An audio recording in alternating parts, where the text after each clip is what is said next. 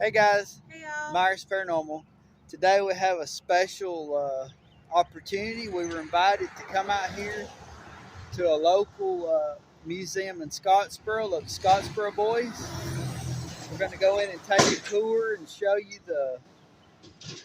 the building and a lot of the history that there is here. So y'all come along with us.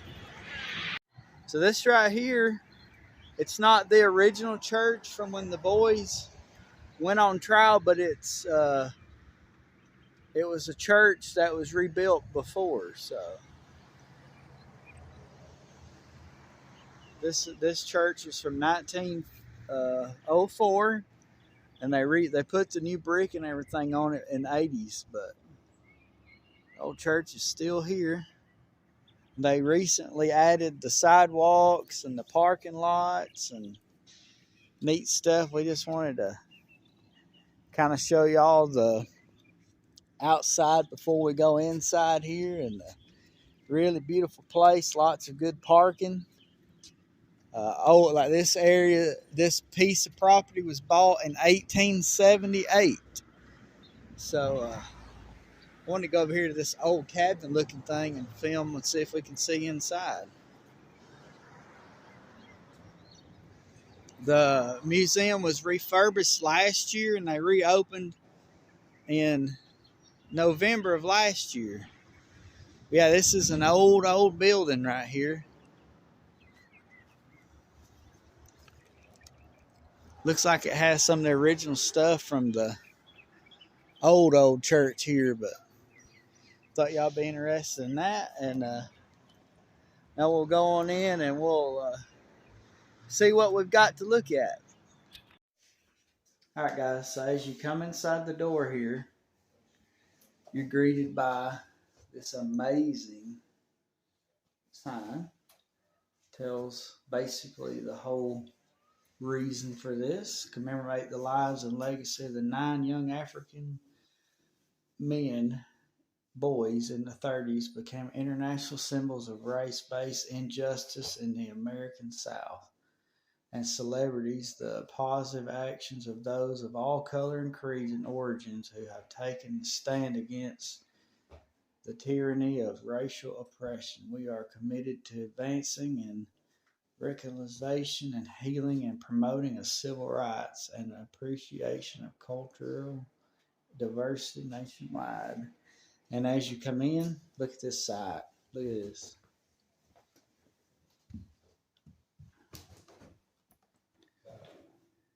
The church is not the original, but everything else in here is. And it's just as you come in, it tells you just follow it, and it just as it progresses, their story. And the benches are original from the original church. There's other things here, but this is each photo of the, was it 7 or 9 boys?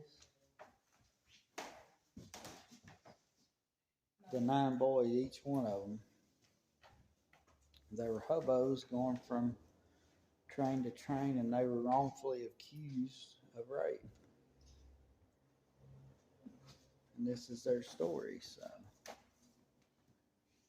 in 1932, 2 white women falsely accused the 9 young black hobos of raping them aboard a freight train traveling through the northern Alabama. 9 African Americans aged from 13 to 20 soon become known as the Scottsboro Boys.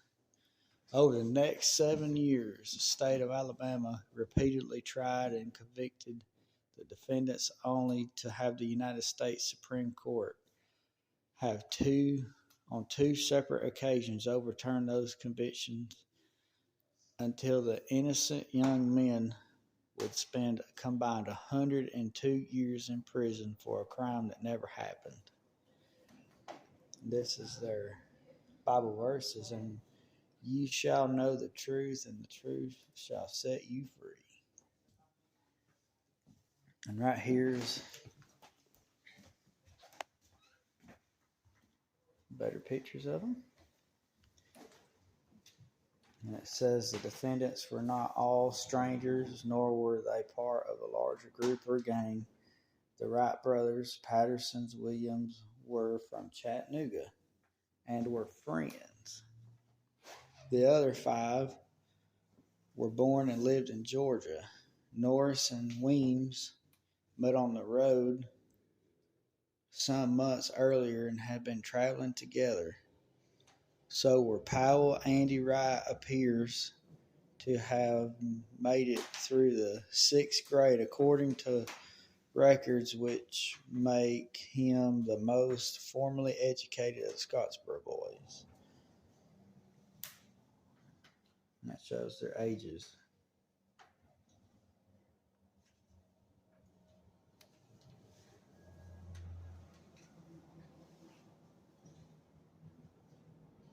Okay, and this table was actually used by the defendants. They sat and ate breakfast at the table on March 26, 1931 at the Jackson County Jail. Look at that. It's amazing. It says mythologies of white supremacy. This tells a set of deeply embedded and intertwined mythologies centered around race, gender, and led to the convictions of the Scottsboro boys. The black myth held that blacks were biologically different than whites. That's the whole entire story behind that. And the Scottsboro boys' arrests occurred at the popularity low point in most Civil War race relations. In the 15 years since is reemerged, the Ku Klux Klan had reached new heights and its popularity and witnessed its membership grow. Thousands of elected officials, local authorities, lawyers, doctors, and other professional men joined the farmers and laborers to swell the ranks of its white supremacist organization. And because of that, they were found guilty, even though they were not. Let's see right here. It says Jim Crow, moral depravity. Jim Crow was both legal institution and a various tradition that elevated the statues of many white Southerners at the crippling expense of their poorer African American neighbors. Jim Crow ensured that the average white person enjoyed the higher standard of living than of the average black segregated public spaces, and denying access to the voting booth by limiting opportunities for education, employment, and by reinforcing racial stereotypes that demonize and infantilize African Americans. Convict and leasing. One of the most hideous aspects of Jim Crow society was the use of convict leasing, the practice of encouraging municipalities to lease prisoners from local jails to privately owned mines, blast furnaces, and fields. These incentives encouraged local law enforcement to arrest young black males of high rate for trumped up charges of vagrancy and other minor infractions. Convict leasing became a way to re-enslave tens of thousands of black males in the first half of the 20th century. Alabama law provided an easy means of arrest that the catch-all category of moral depravity, a man who left his family to find work could be deemed to have abandoned them, thus can be considered morally deprived. Throughout the 30s, blacks were arrested for vagrancy, gaming, adultery at exuberant rates. Arrests of the moral depravity formed further insult to the black community. It became the mechanism of de-enfranchising tens of thousands of African Americans. Although the state of Alabama made practice of selling inmates to mines illegal in 1927, this law did not stop the practices. This is the Banner Mine tragedy of 1911. On the morning of April 8, 1911, Banner Coal Mine in Jefferson County, Alabama, experienced an earth-shaking explosion from deep within the mine. 128 men were killed, and these 125 were convicts leased to the mine. Pratt Consolidated Coal Mine Company, the Banner Coal Mine tragedy remains the single deadliest mining accident in Alabama history. And it says Jim Crow laws guaranteed that no person of color would ever serve on a jury at the time of Scottsboro trials in either Jackson or Morgan counties. All right. Yeah, this is the whole thing looks like. So, and then we come over here. Poverty and sharecropping and hoboing. Hoboing was a prevalent source of employment in blacks in the South. The system was an arrangement whereby the landowner provided a cabin, land to plow, and a credit for local store to exchange for a percentage of the harvest at the end of the year, which would upset to cover their rent. Clarence Norris family raised wheat and oats along with cotton and corn.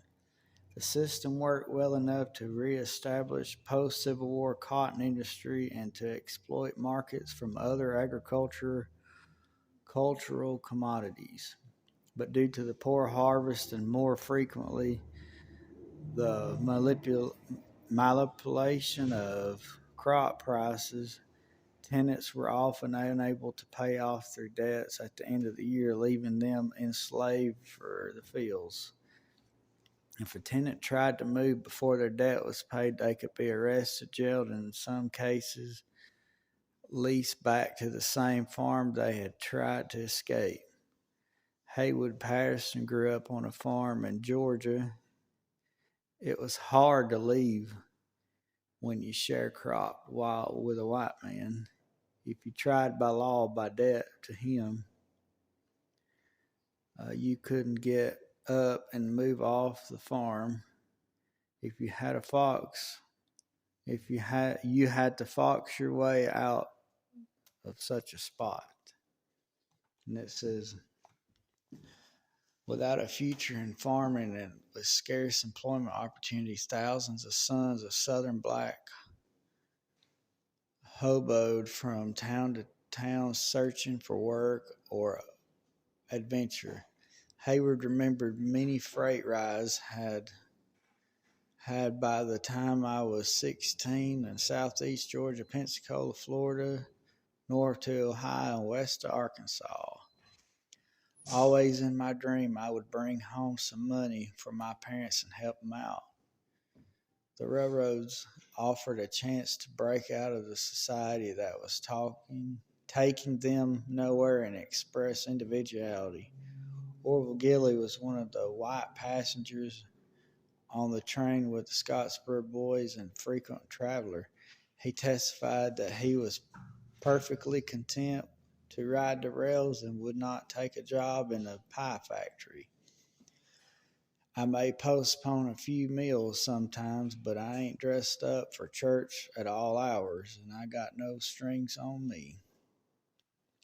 Unlike male hobos, female vagrants were not celebrated for their individualism or for striving to find a better way of life. A study completed in 1933 on female tramps conducted by the Women's Bureau confirmed nearly 10,000 transit women had boarded freight cars that year, but estimated that actual number was closer to 60,000.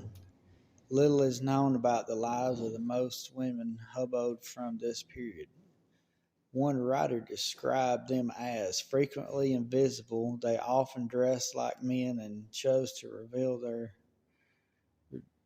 gender identities on their own terms.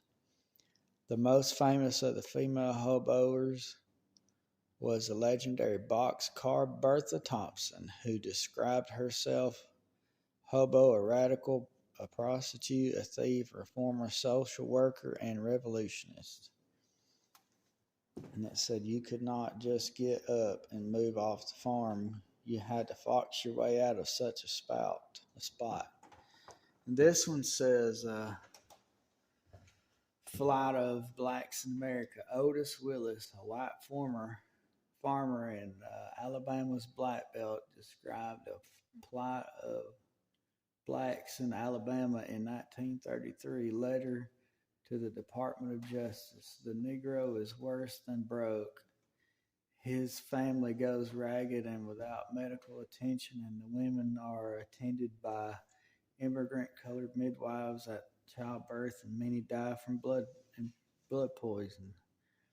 He counseled the government to understand that there was no hope of ever being out of debt, cause many landowners tell them if they move off the land, he will put them in jail or threaten bodily harm. So, all right, next.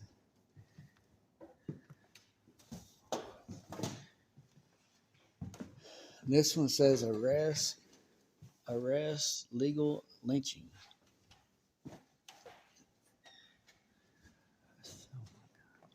Early on March 25th, 1931, several vagrants struck aboard a Southern freight train in Chattanooga. Approximately 1 hour ride had a fight broke out, divided along with race lines, over space, in particular, Grandola car. Of the altercation, Haywood Patterson testified the white fellows got plenty of score with the whipping we gave them, and 6 whites were either thrown or in some way forced off the freighter. John Gleason, John Ferguson, Lindsay, and Odell, Gladwell, Lester Carter, and Orville Gilly, after stumbling their way back to the depot in Stevenson, they reported the incident to authorities. In their complaint, they mentioned that 2 white women were on board, and this fact set in motion events that became the first celebrated court case in the world. The word of altercation and potential kidnapping of 2 white females spread quickly. Led by a local deputy sheriff, a posse formed in Paint Rock, which is a town simulated 22 miles west of Scottsboro. The mob pulled the 9 young blacks off the train car.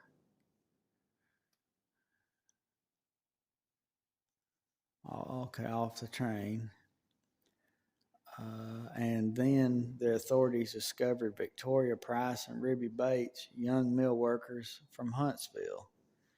As the arrests were happening, Clarence thought he was being arrested because some Negroes had bloodied up some whites, and a mob of white farmer types were there to more or less even the score. All 9 were charged with rape and assault, capital crimes that could lead to death penalty. The posse tied the 9 men to a flatbed truck and drove them to Scottsboro, the seat of Jackson County. By that evening, hundreds of local whites threatened to storm the jail and take justice in their own hands. Aware of the angry lynch mob, Sheriff Owan stood on the jail's front stoop, threatening to shoot the first man who attempted to pass. None challenged him. Then he called Governor Benjamin Miller, who called up the National Guard. Let's see. Right here it says Victoria Price and Ruby Bates came off the train dressed in men's overalls. Victoria testified. Hold on.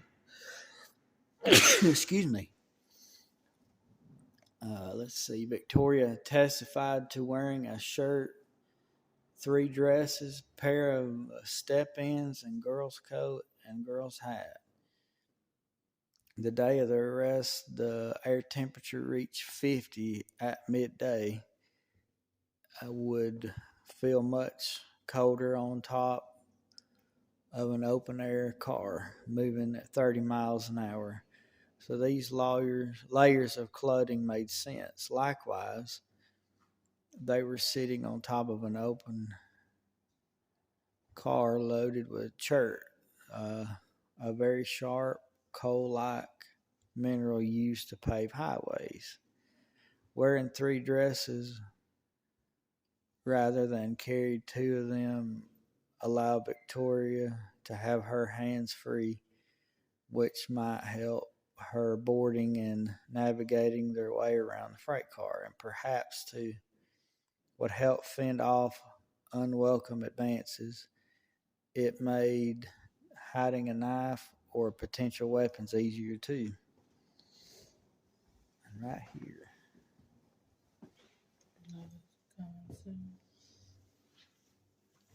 This is the copies of the indictments handed down.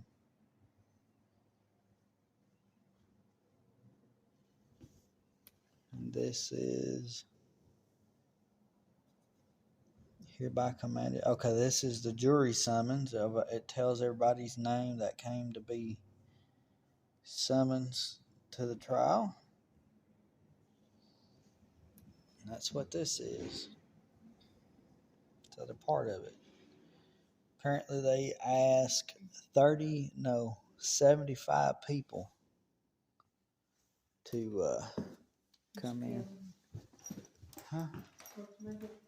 No, all right. And right here, this is a replica of the courtroom. And it says right here the boys were technically not boys, at least not all of them. Charlie Weems was 20 at the time of his arrest. Andy Wright and Clarence 19. And Haywood Patterson was 18. The boys was used primarily in northern and international papers. Historian Susan Pennybaker and James Miller noted, Boy conferred both presumption of innocence and victim statutes upon the defendants. The idea of that Southern court would execute boys made the case seem even more pernicious and evil. The Southern newspaper,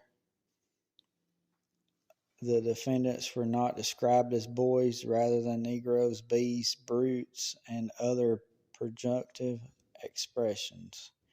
These papers reserved the term boys for the white hobos who first reported the incident and were much older than the defendants. The state of Alabama tried 9 prisoners in a series of 4 trials in Jackson County Courthouse, April the 6th through April the 9th. Trials resulted in 9 convictions and 8 death sentences. Astonishingly, defendants met their attorneys Milo Moody of Scottsboro and Stephen Roddy of Chattanooga only hours before Clarence and Charlie took the stand on the 6th of April. Lack of adequate legal preparation formed the basis of the U.S. Supreme Court ruling of Powell versus Alabama in 1932, which overturned the guilty verdicts. Let's see, what is this? This is Eugene Williams at 13. Okay. This is the NAACP versus ILD. News of Scottsboro case reverberated across national and international media. Soon the National Association of Advancement of Colored People and the International Labor Defense, the legal arm of Communist International, fought over representation of the 9 Scottsboro boys. The Scottsboro boys case became a contest of competing visions of how to achieve racial and social economic equalities. NAACP looked to use American institutions to create opportunities for African Americans within existing capitalistic structure. The ILD saw African Americans as part of the new worldwide labor force that would show allegiance to the communist ideology and eventually be soldiers for economic and political revolution. Initially, the ILD won in favor of the defendants and their families. Rival groups joined forces in 1935 along with American Civil Liberties Union to form the Scottsboro Defense Committee. And this says Scottsboro Connections. Matt Turner, who's in Slave, Virginia, by the name of Nat Turner, organized and led a slave uprising that resulted in the murders of 50 whites. Communists hope to capitalize on the century anniversary of the rebellion by calling for blacks in the South to revive the revolutionary traditions of Negro masses. Let's see, Ida B. Wells, long life civil rights icon, anti-lynching activist, died on March 25th, 1931, the same day the Scottsboro boys were arrested, almost lynched by a mob outside the Jackson County Courthouse. News of Wells' death shared the headlines with the arrest. Boy, that's crazy. Albert Einstein, well-known scientist, artist, writer, and intellectual from around the world, signed petitions to free the Scottsboro Nine. Among the hundreds calling for release of the prisoners were Irish playwright George Bernard Shaw, Russian author Maxim Gorky, American novelist Sherwood Anderson and Sinclair Lewis, Spanish artist Salvador Dali, wow, and German refugee Albert Einstein. James Cagney, Wyatt Langston Hughes, traveled the Soviet Central Asia in 1933, promoting his work of the Scottsboro Boys, and his friends and other supporters of Scottsboro Defense organized a series of lectures and concerts in Carmel, California to raise funds. An auction scheduled during Hughes' time abroad to be emceed by popular movie star Jimmy Cagney turned out to be big for the venue and to be too big for the venue in Carmel and had to be moved to San Francisco. And it said Adolf Hitler redirected funds and legal expertise from Scottsboro to Berlin after the Nazi Party indicted 5 socialists for setting a flame to Richtstag in 1933. The German trials in late 1933 occurred concurrently with the third round of the Scottsboro Boy trials and pushed the saga of the 9 young soldiers back off the front pages, and Hitler used the burning of German parliament building to instill fear among the German population and form a consolidation of power. And this right here is Samuel Lebowitz.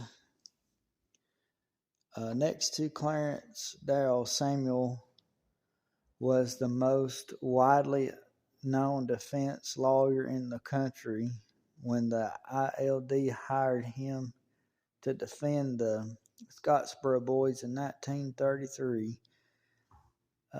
Dapper, outspoken, and drawn to high-profile cases, the New Yorker of Romanian Jewish descent brought his reputation and big personality to Scottsboro courtrooms with mixed results.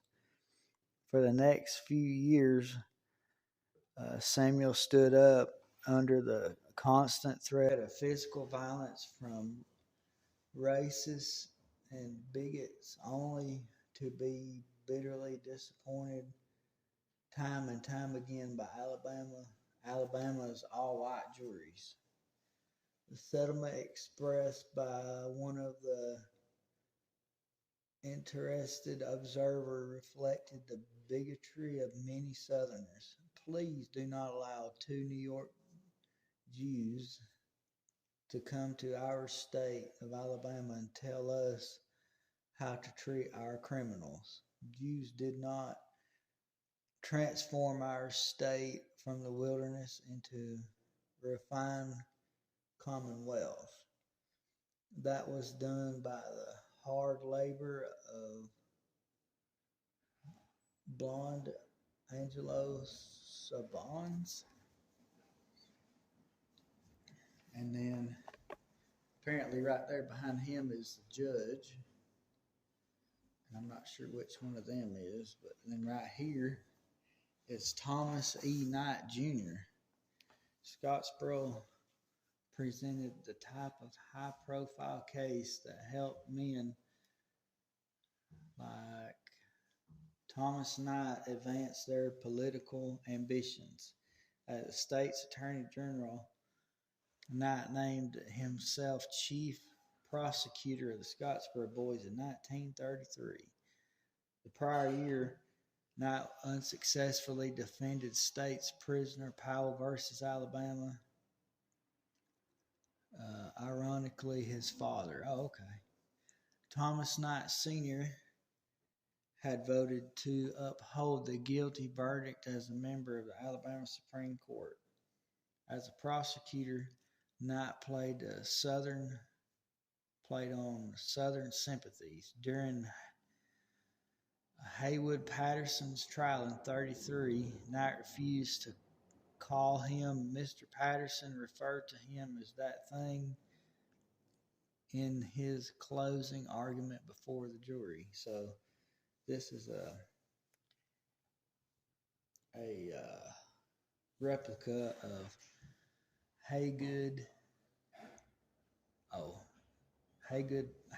Patterson. It says, after a second U.S. Supreme Court defeat, pressure to resolve the Scottsboro Boys case increased, and Knight appeared ready to compromise. He met secretly with Lebowitz in New York City, but in May of 1937, Thomas Knight died just shy of his 40th birthday. And right here, that's Judge Horton over there. And This is Judge Horton orders a new trial in the case of Haywood Patterson, June 22nd, 1933. And it says, history sacred and profane, and the common experience of mankind teach us that women of the character show in this case or are prone to, for selfish reasons, to make false accusations with both rape and insult upon the slightest provocation for the ulterior purposes. These women are shown by the great weight of the evidence on this very day, leaving Chattanooga to have falsely accused two Negroes of insulting them and of almost company with and these two Negroes. This tendency on the part of the women shows that they were predisposed to make false accusations upon any occasion whereby their selfish ends may be gained. The court will not pursue this evidence any further. As here therefore stated in the law declares that a defendant should not be convicted without corroboration where the testimony of prosecutor bears on its face indication of improbability or unreliability, or particularly when the contradicted by other evidence. The testimony of the prosecutrix in this case is not only uncorroborated, but it also bears on its face indictions of improbability and is contradicted by other evidence, and in addition thereof, the evidence greatly preponderates in favor of the defendant, and therefore becomes the duty of the court under the law to grant the motion made in this case. It is therefore ordered that adjudged by the court that the motion be granted, that the verdict of the jury in this case and the judgment of the court sentences be this defendant to death be set aside, and a new trial be, and the same is hereby ordered by Judge Horton, Circuit Judge. And then right here, after United States Supreme Court overturned jury verdicts from Scottsboro, the state re-indicated the 9 and venue changed to Decatur in Morgan County. The new trials began at the end of March 33, 2 years after those held in Scottsboro. Alabama's 5th Jurisdictional Circuit Judge James Horton Jr. of Athens presided.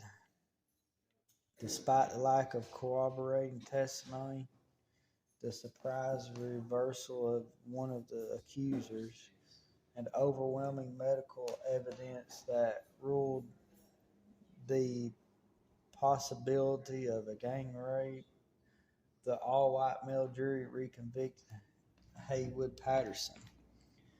In 1933, Horton stunned the world by ordering a new trial based on lack of evidence, uncorroborating evidence, because of Judy Bates recanted her testimony. Northern newspapers hailed him as Lincoln-esque, noting the judge's physical resemblance to Abraham Lincoln while comparing Horton's judicial act within Lincoln's effort to end slavery. The state wasted little time re-indicting the Scottsboro 9. And this is the different. Oh, that's the Supreme Court that ordered the overturning. It says the trials in 33 to 38. The Supreme Court ruled in favor of the defendants for a second time.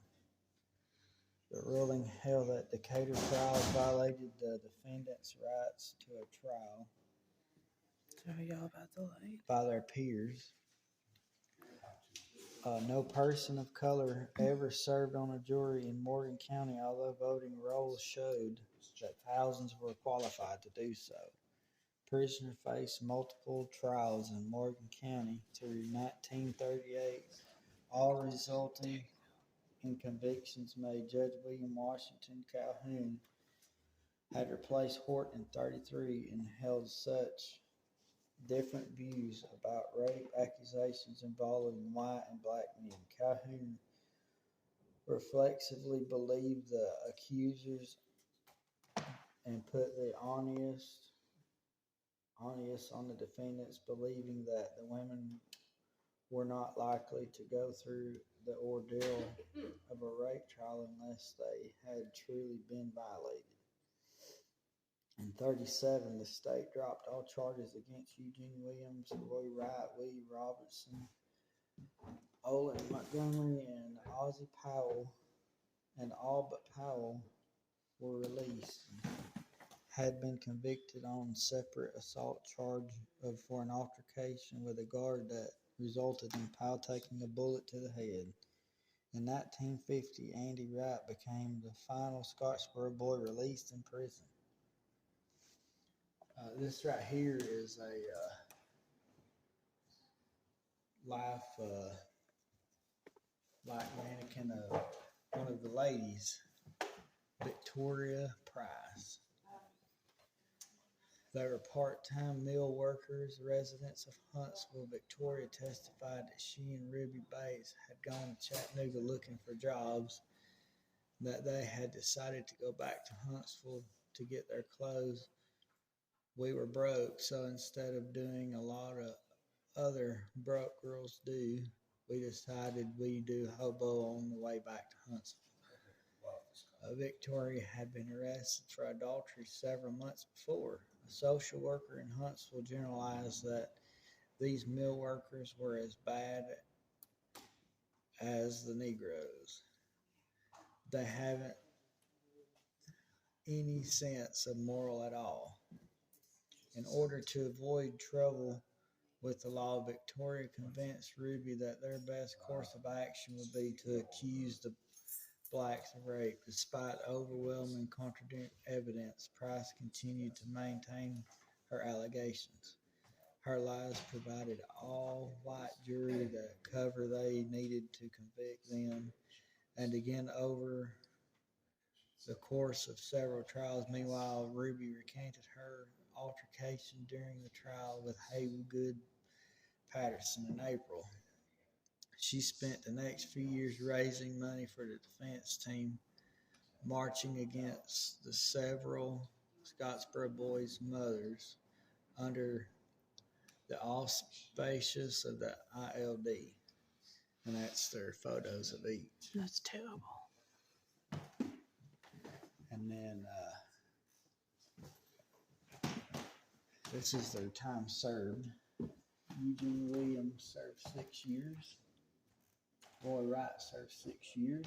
Willie Robertson served 6 years. Olin Montgomery served 6 years. Charlie Weems served 12. Ozzie Patterson served 15.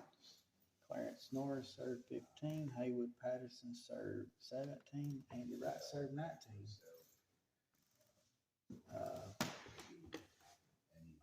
Anyway. What a total year. 112.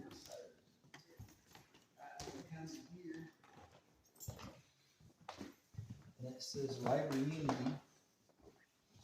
Has a photo, like they keep growing. Like coming soon. Yeah, and this is just some different things about the ILD, the little stamps, examples of fundraising by the ILD for the defense of the boys. And y'all, they said there's a documentary if y'all want yes, more. Yes, there's a documentary and a film too. If y'all want more, to learn more.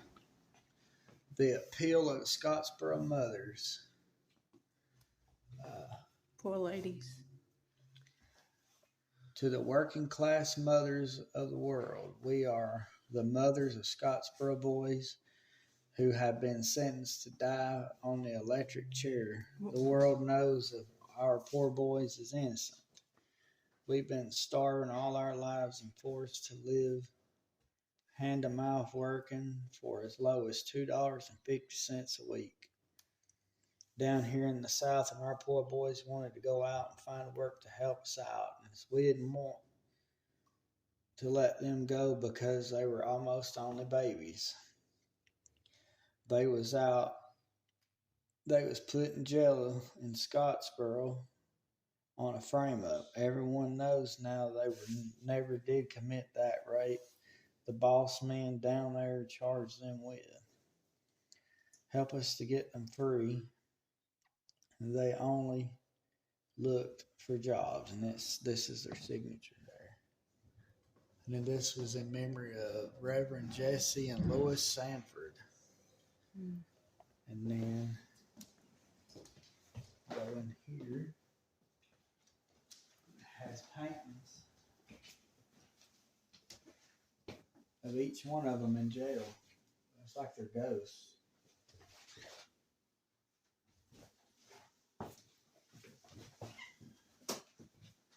And it says these 9 portraits were created as part of the exhibition in Memphis, Tennessee, in conjunction with the Playhouse of Square's regional premiere of Scottsboro Boys the Musical in 2023.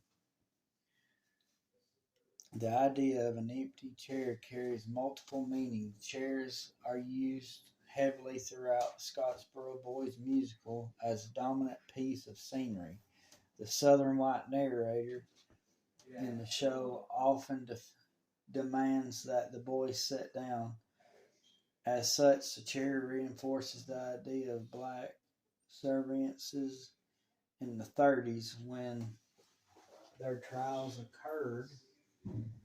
The chair might also be seen to represent electric chair, a fate of prisoners ultimately avoided by one that nothingness was constant, menace and presence, and a reminder of their precarious situation. Finally, the empty chairs remind us of each prisoner's personal displacement of not being at home for dinner or at school or places where one might go to expect the teenagers to be. Oh, that's chairs. I didn't even realize that's what that was. Yeah. That's awesome. And then up here it says 8 black boys in the Southern trial. World turned pale. 8 boys and 1 white lie. Oh, it's a tale by Langston Hughes. It's a story. Is it much to die when immoral feet march with you down Time Street? When beyond steel bars the sound of deathless drums like a mighty heartbeat as they come. Who comes? Christ, who fought alone.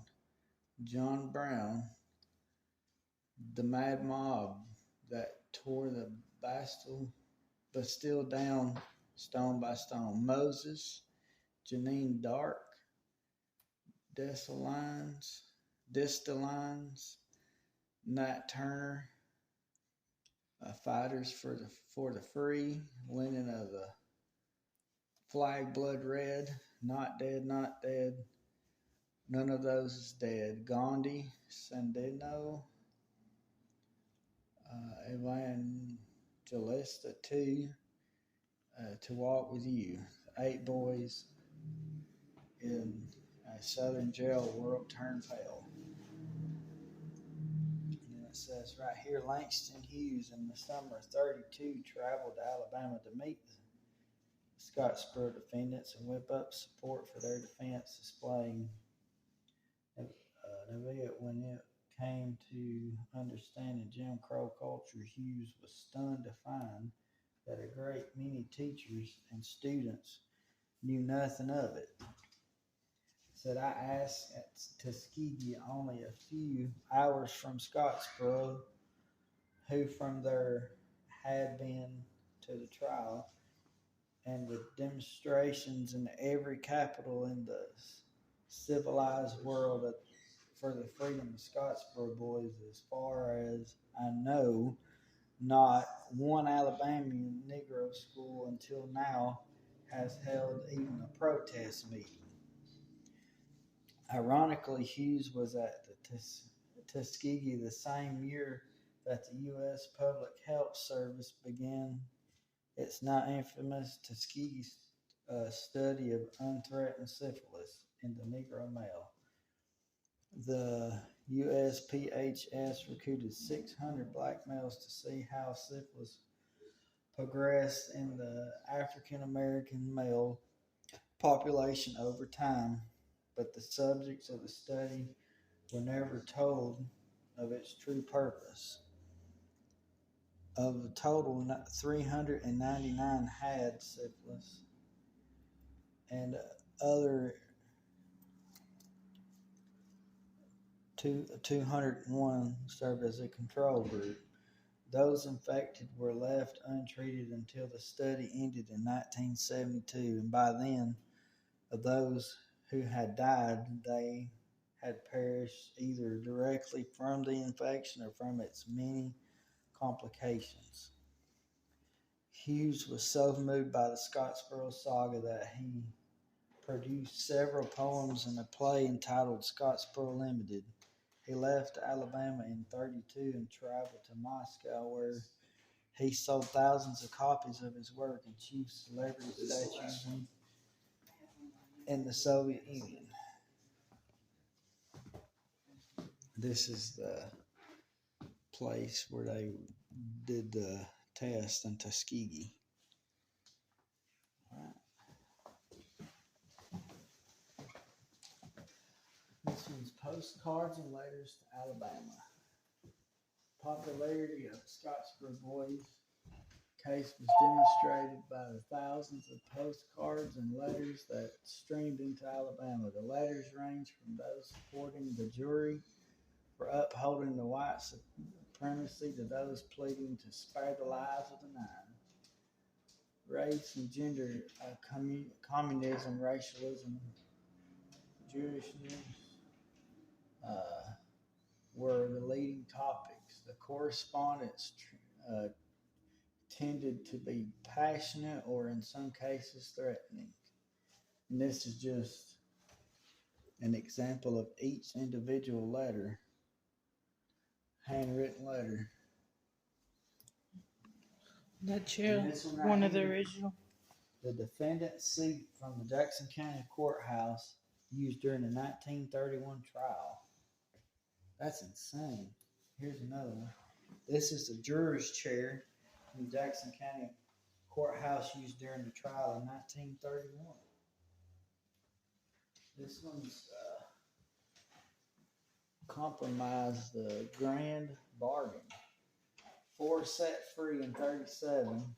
State Attorney General Knight's death in 36 opened the new avenues of negotiation between the defense and prosecution. The state eventually dropped all charges for the 5 of the defendants.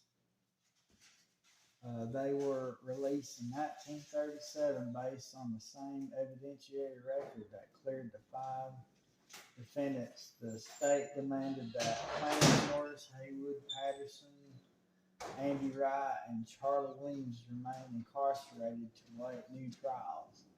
The compromise was termed a grand bargain by the Scottsboro Boys historian Dan Carter. Immediately after their release, Leibowitz and the Scottsboro Defense Committee brought the 4 to New York City to fundraise for their defense. Boisterous crowd of curiosity seekers met ex-convicts wherever they went. Theaters, churches, and civic halls packed when news hit the Scottsboro Boys would be on stage. They were coached to tap dance for the crowd and degradation that must have felt familiar to these southern bred blacks. Meanwhile, for those remaining in prison, the conditions were miserable.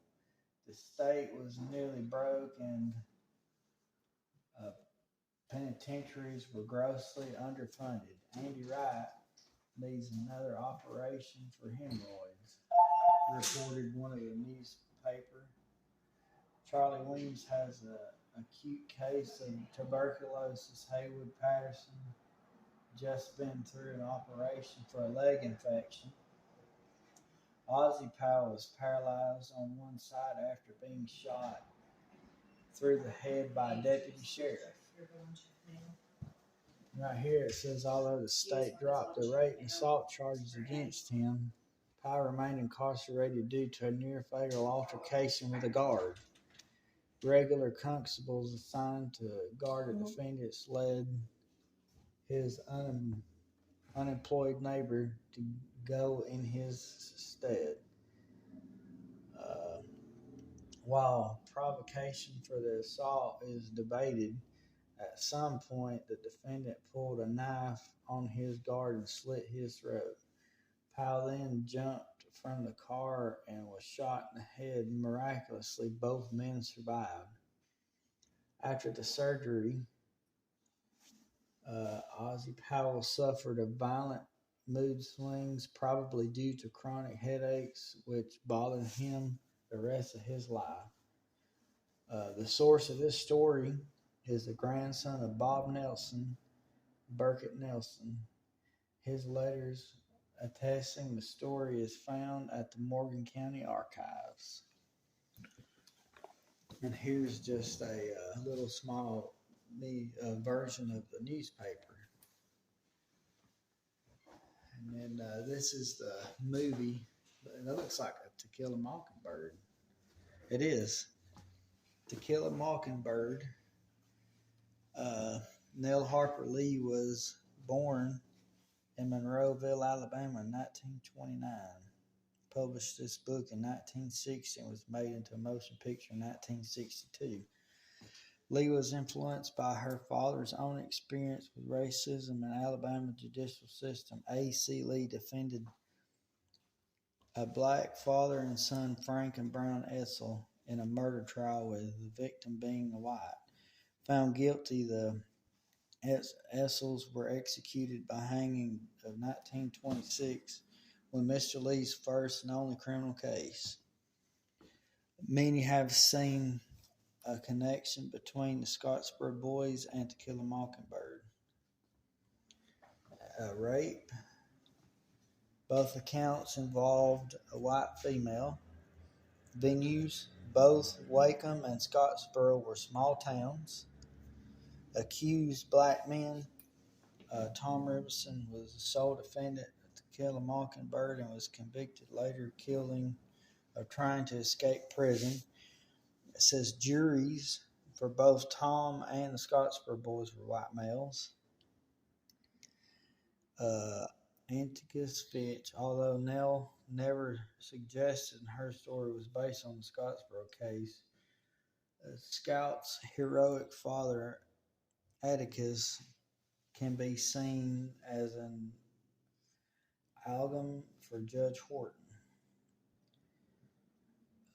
And there was one trial in To Kill a Mockingbird, but over several years for the Scottsboro defendants. That's awesome. Here's a bench. Right here, Morgan County Courthouse in Decatur in 1933, they used this bench. And of course, they have this is the banner for the play that they just came out with. So there's a documentary, there's a play, there's a movie. There's a movie, yes.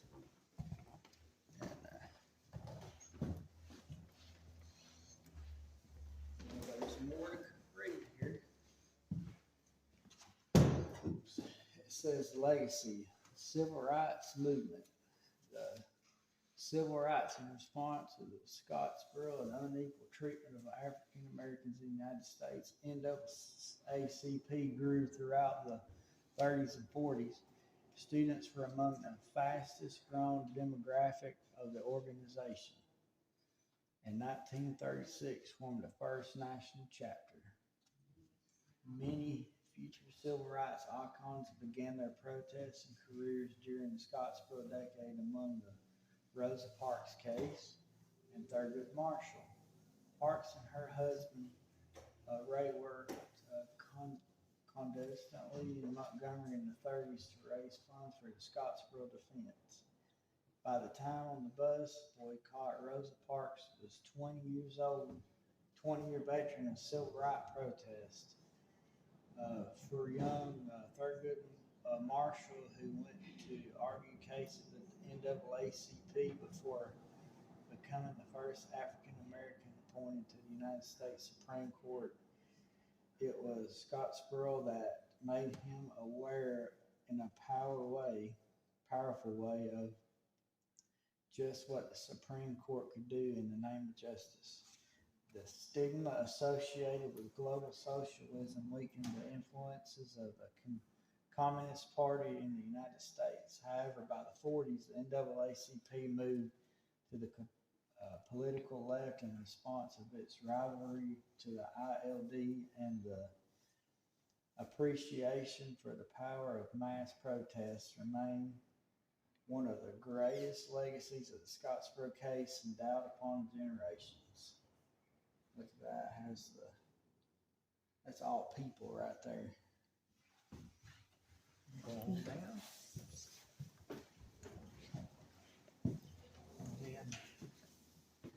A home, the unity. And this is the front of it. We'll show you the front of it. This right here is the original first church, which the pews that's in here came from. But this right here is what it looks like today. This is the second one. But it says 15 years after the Emancipation Proclamation, former slaves built a place of worship on a plot of land adjacent to the L&N Railroad in order to promote public morality and religion. For a sum of $20, Wiley Whitfield and his wife deeded the property of the west end of the Scottsboro Boys trustee to the Colored Methodist Church. A tradition has it that Joyce Chapel was organized in 1878 by J. Willis with an initial membership of 56. The previous building burned completely to the ground at the turn of the 20th century. By the original steps, you can still be seen the W. Willow Street. The members rebuilt Joyce Chapel in 1904 onto initially what is visitors can see today. Joyce Chapel underwent major renovation in 1947 when it added an annex and replaced its leaking roof. Remember, John Sanford, who was the first person of color to sit on a Scottsboro grand jury, was responsible for the plaster work inside and much of the interior remodeling. Brick facade was added in 1983 along with a few carpeting and new offices. Since its founding, Joyce Chapel has been a gathering spot of prayer and calls for peace, unity, and advancement of people. The original board of directors of Jackson County Heritage Center, Sheila Washington, Clifford Parrish, Gary Spears, Elliot and Louise Tolliver, and after the foundation purchased Joyce Chapel in 2010, its members had the walls painted and the roof patched. This place has been here a long time. Look at the floors and how good a shape they are.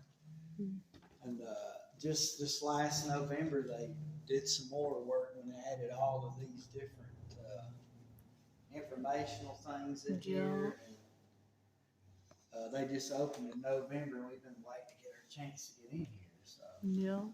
pardon long-awaited justice, Bill Baxley, under the stewardship of Bill Baxley, Attorney General of the state of Alabama, and Milton C. Davis, state's Assistant Attorney General, and Governor George Wallace signed Clarence Norris' certificate of pardon in 1976. He was the only Scottsboro defendant to receive a pardon by the state of Alabama during his lifetime. He would take 37 more years before the other pardons were issued. At the time, Norris was 64 years old and living in Brooklyn, New York, with his third wife, Melba, moving retirement age. Norris needed to deal with his long-term legal issue in Alabama in order to receive Social Security. The NAACP asked Donald Watkins to represent Norris in his desire for a pardon. I had studied the Alabama boys' landmark cases in law school and wrote, I never thought one of the Scottsboro boys would still be alive. The process of arduous but ultimately successful. There are whispers across Montgomery of pardoning the remaining Scottsboro boys on the same basis justified in Norris's pardon. This did not happen. Likewise, a bill awarded Norris $10,000 as compensation for false imprisonment of his surroundingly defeated. When asked what he had learned from the experience, he answered, the lesson to black children, to my children, to everybody is that you should always fight for your rights, even if it kills you. And then right here, this is actually a photo of the pardon signed by George Wallace. George Wallace initially chose not to interfere with Norris's pardon request, but ultimately bowed to the political pressure. With Norris and the Scottsboro trials once again all over the news, the media coverage did not place Alabama in a favorable light. I called a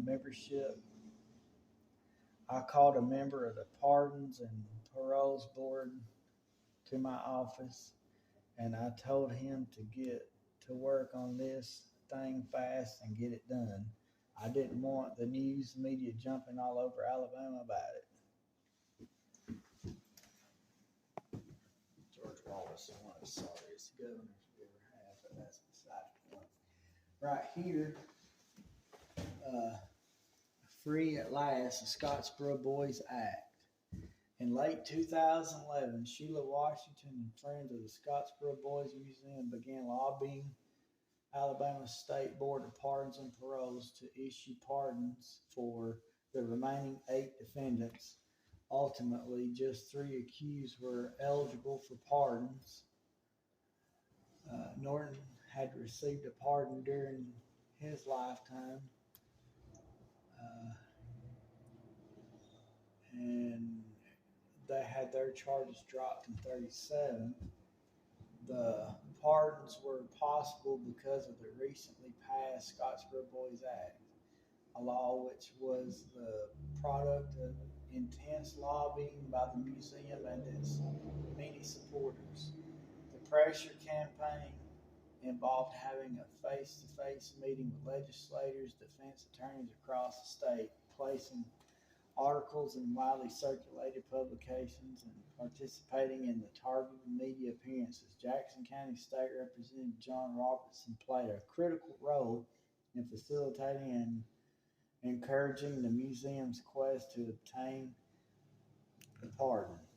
In 2013, Governor Robert Bentley came here to sign the bill into law and to exonerate all 9 boys. The Scottsboro Boy Act is unique. It allowed for posthumous pardon in capital cases involving verdict where racism could be demonstrated to have impacted the verdict. However, the law also stipulates that the cases must go back at least 80 years, much serve the purpose of Scottsboro case and will not for other more recent instances of injustice. And of course, that's the Jim Crow culture there. But this has been so awesome.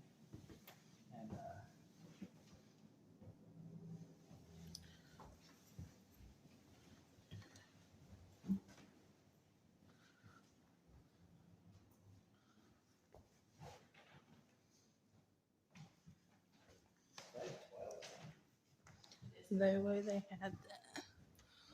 oh, you gonna sit back here and do You that? sit back here. You where they sit. And then They should have signed the bill. I am. And then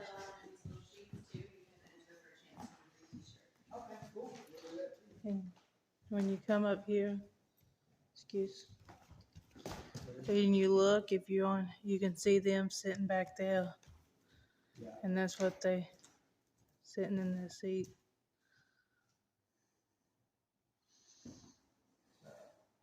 This is I like the way they updated it. We want to thank the awesome folks here at the museum for allowing us to come in and share their story, and we wanted to add that to the history of our local Scottsboro town. Yes. This is one of the bigger parts of history, and we're going to add this to our series, and hopefully going to add a few more. So thank you guys for joining in and listening to us and sharing the stories of the boys, and hopefully if y'all down here, yeah, you guys come in here and tell them that Myers Paranormal sent you. But this place is awesome. It's affordable. I mean, and I'm sure that it comes for the update. oh yeah. So, And they also got a little gift shop we're gonna check out. Books, and also there's artifacts and stories, and a very historic place here. So thank y'all for watching, and we'll see y'all next time. Bye y'all.